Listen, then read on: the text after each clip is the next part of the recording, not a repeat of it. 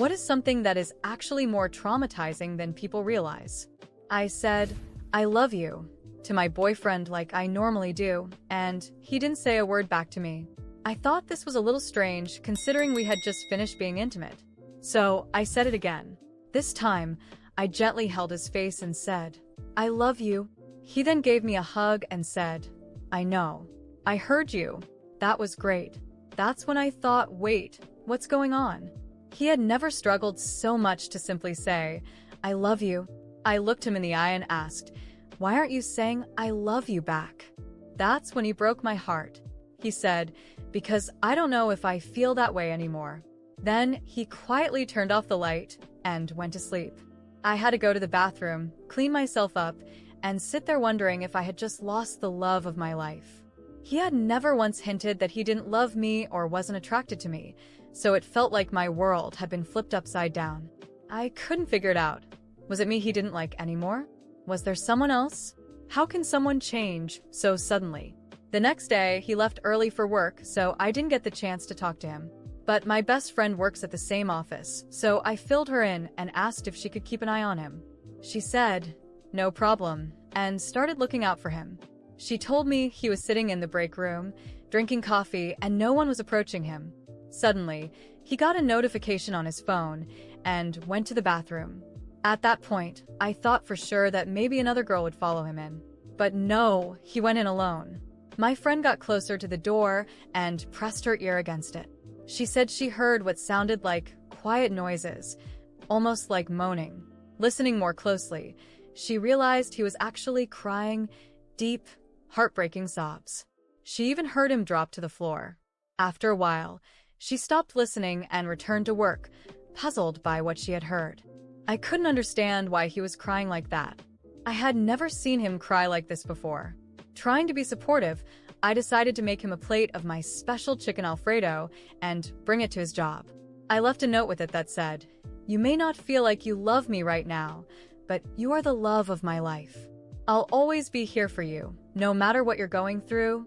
When I got home, I was surprised to find him already on the couch. I asked him what he was doing there, and he told me that he had quit his job. When I asked him why, he refused to give me an answer. Then he stood up, hugged me, apologized, grabbed a suitcase from the closet, and walked out the door. I screamed, asking where he was going, but he wouldn't tell me. He just took his keys, got in his car, and drove away. That was the last time I saw him. It's been over a year since that day. When he left, I felt paralyzed. I couldn't comprehend how someone could change so drastically in just a few days. I had already shared with him my fear of abandonment, how my father had walked out on me when I was a child, and now my boyfriend had become the very thing I feared most. Every day, I cried on the phone to my best friend, asking why he left. She promised to help me find out the truth, but also encouraged me to take care of myself. She got me to start going to the gym with her and made sure I got out of bed, even if it was just to walk on the treadmill for a little while. I kept going every day, but I wasn't losing much weight, so my friend suggested I try some appetite control pills to help with my cravings and regulate my progress. With the exercise and the pills, I started to feel more confident, but even with all of that, I still felt deeply alone. My boyfriend had left without any warning, so I decided it was time to try moving on. I posted some pictures on Instagram, showing off my new body, since I was now in the best shape I had ever been. It didn't take long for someone to comment, "Hey, long time no see. All men are the same." I stood there, staring at that Instagram comment, trying to process what it meant. All men are the same. A part of me wanted to ignore it, but the other part was too exhausted from crying and questioning what had gone wrong. My body was in shape. My days had some structure again, but I still felt incomplete. It was like I was floating in a void, waiting for something or someone to pull me back down to earth. Then, something unexpected happened a few days later. An old friend from college reached out to me via DM. "Hey, long time no see. How are you?" I hesitated for a moment, but, curious and desperate for some normalcy, I replied. We exchanged a few messages, and soon enough, he asked me out. No beating around the bush. "Want to have dinner with me this weekend?" I felt surprised, but also relieved. Finally, a date. A chance to move forward and leave that weight behind. The thought of dressing up, being wanted, and spending time with someone who seemed genuinely interested in me felt like the missing piece in my recovery. I agreed immediately, and we set a date for the weekend. At that moment, I felt an overwhelming urge to share the news. My best friend had been my rock throughout everything, so it made perfect sense to tell her first. I was so excited that I didn't even think twice. I didn't call or text her. I just grabbed my things and headed straight to her house. I wanted to see her face in person when I told her. When I arrived at her door, I knocked eagerly, my heart pounding with excitement. I could already picture us celebrating together, maybe even opening a bottle of wine to toast to my first real victory since everything fell apart. The door opened, and the smile on my face froze the instant I saw who stood in the doorway. It was him, my ex-boyfriend. The air seemed to leave my lungs, and for a second, I thought I might pass out. My brain refused to process what my eyes were seeing. He was there, at my best friend's house, dressed casually like he was at home, like he belonged there. He stood there, looking just as surprised as I was, but he didn't say a word. He just stared at me with that same empty expression I had grown to hate over the past few months. I tried to say something, but the words wouldn't come. It felt like the universe was playing a cruel joke on me, like every step forward I tried to take was being violently yanked backward. What are you doing here? I stammered, my voice trembling. Before he could answer, I heard my best friend's voice from inside the house. Who is it, babe? Babe. She had called him babe. My stomach churned, and I felt the ground slip away beneath me. The betrayal was so deep that I didn't know how to react. The world around me spun as I tried to piece it all together. How could she, my best friend, do this to me? And how could he, the man who had abandoned me without warning, end up here with her? He stepped back, and there she was, standing beside him, looking just as guilty as he did. They both stood there, frozen, as if scrambling for the right words to explain the unexplainable. Are you two together? I managed to ask, my voice cracking under the weight of disbelief and rage. My best friend opened her mouth to speak, but the words seemed to stick in her throat. You weren't supposed to find out like this, she whispered, avoiding my gaze. I took a step back, feeling as though my entire body was caving in. How long had this been going on? Had they been seeing each other while I was still with him? Were you two together while he was still with me? The question burst out of me before I could stop it.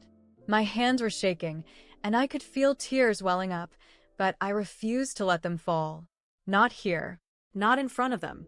It's not that simple, she muttered, squirming under the weight of her own guilt. He was confused. Confused? I let out a bitter laugh, laced with sarcasm. So, what? He was confused when he walked out on me without a word and ended up in your bed. My ex lowered his head, unable to meet my gaze, and that only fueled the fire burning inside me. I wanted to scream, punch something, make them feel at least a fraction of the pain they had caused me. You two are pathetic, I muttered, stepping back further. You deserve each other. I turned around and walked away before they could say anything else. My steps were fast and heavy, and my heart pounded so hard it hurt. The moment I got into my car, the tears I had been holding back finally broke free. I sobbed uncontrollably, feeling betrayed, shattered, and more alone than ever. I drove aimlessly for what felt like hours, trying to calm the storm of emotions raging inside me. How could they do this to me? The two people I trusted most had stabbed me in the back in a way I never thought possible. But as the tears dried and my breathing steadied, one thing became clear. I wasn't going to let them win. I was going to pick up the pieces again and rebuild. But this time, it wouldn't be for anyone else. This time, it would be for me. I needed a plan. In the following days, my pain slowly morphed into pure anger. I couldn't let their betrayal go unpunished. My best friend, the person I trusted the most, and my ex-boyfriend, who had abandoned me without a word, were together. They laughed behind my back, shattered what little trust one had left. But they wouldn't get away with it. They were going to pay. I spent hours thinking about how to act. Nothing impulsive or reckless. I wanted my revenge to be real, precise, and leave no trace of vulnerability. I needed to be meticulous. And so, I began planning, crafting every detail carefully. I decided to start with her. I knew my ex-best friend had some weak spots. She was obsessed with her image on social media, always trying to appear perfect, surrounded by friends, leading the ideal life. But I knew how fragile that image was. I began to plant subtle seeds of chaos. Using an anonymous account, I sent cryptic messages to some of her acquaintances, hinting that she was involved in something she shouldn't be. I quietly spread small rumors in her social circle. Nothing outrageous, just enough to raise suspicion. These whispers started out harmless, but over time, they began to snowball. Her social media comments became harsher, and even her workplace environment turned cold. Meanwhile, I knew my ex was living with her, and they seemed comfortable in their new relationship. That's when I decided to strike closer to home. He had always been bad at keeping up with bills, and since I knew some of his passwords, I managed to access a few of his accounts. I subtly altered due dates, canceled essential subscriptions, and changed delivery addresses. Nothing illegal, just enough to create a small financial mess. By the time he noticed, it would be too late to fix things without penalties. This chaos unfolded over a few weeks. It was subtle but effective.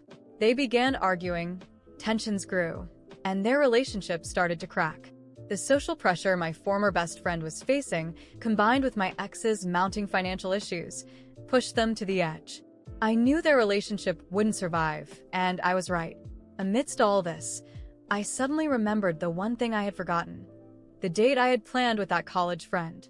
He had been waiting for me, and I had completely stood him up. Guilt overwhelmed me.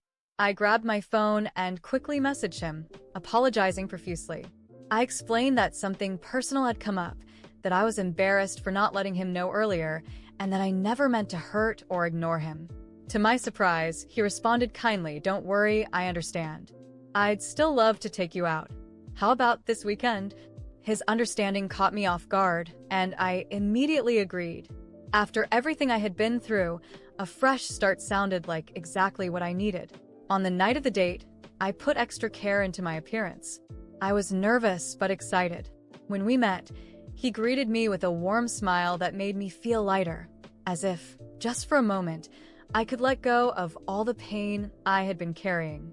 The restaurant was cozy, and the wine he chose was perfect. Conversation flowed effortlessly, and for the first time in months, I felt genuinely at ease. Halfway through the evening, he leaned in closer, his eyes sincere, and said, "I've always had feelings for you. Back in college, I just didn't have the courage to tell you." My heart raced, and for a brief moment, thoughts of the betrayal I had endured tried to surface. But something about him, his honesty, his presence, made those thoughts fade away. At least for that night. The dinner was perfect, and his company made me feel something I hadn't felt in a long time: hope. After that evening, we began seeing each other more often. He made me laugh in ways I had forgotten were possible, and slowly, I allowed myself to be happy again.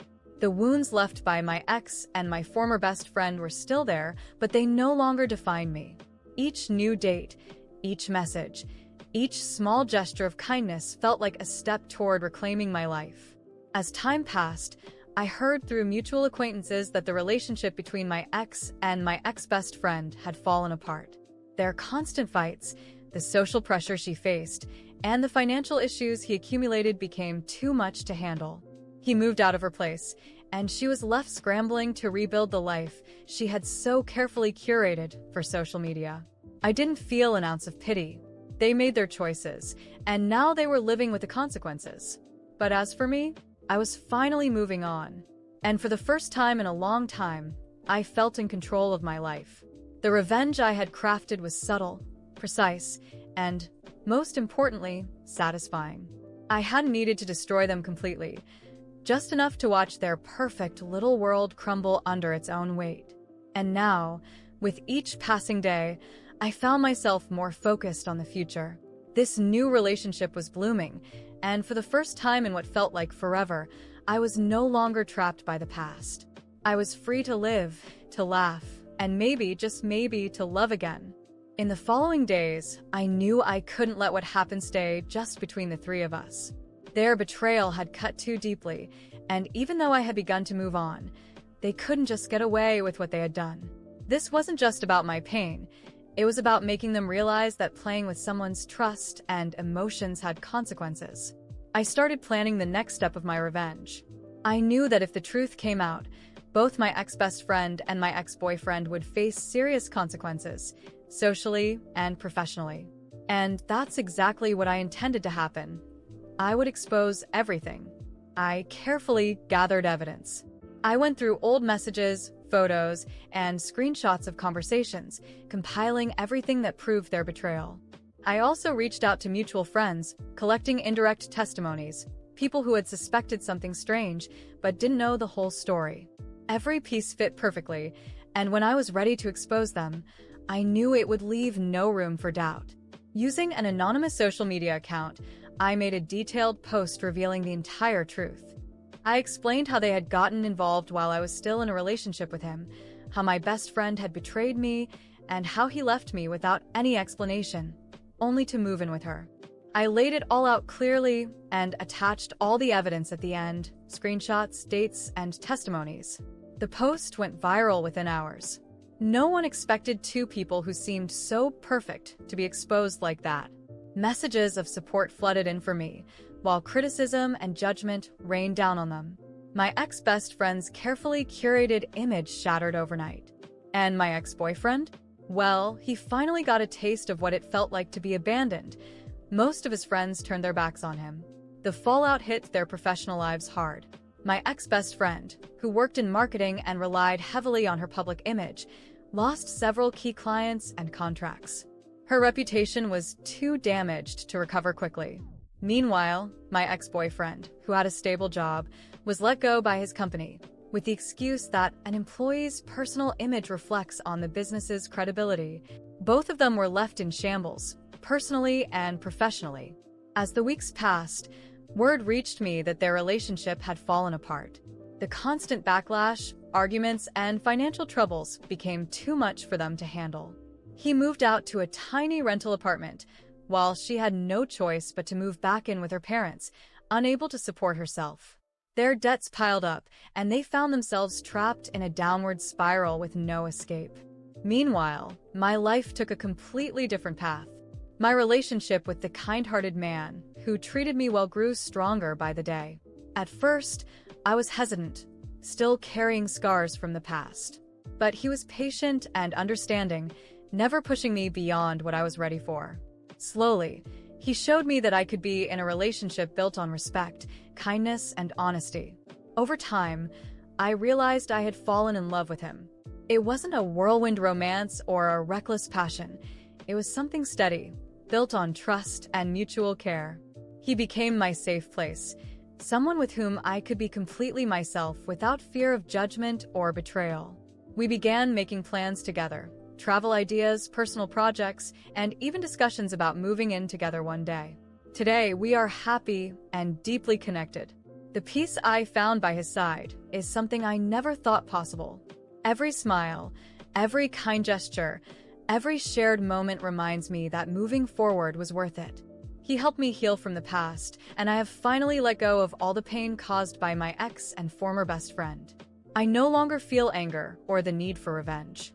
In fact, I pity them.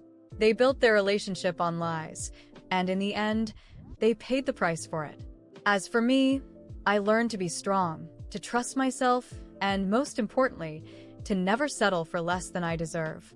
When I look back on everything that happened, I see it as a painful but necessary lesson. And the best part is that, in the end, I won. Not just because I exposed them or because they ended up drowning in debt, but because I found real happiness. And that, in itself, is the greatest victory I could have ever achieved.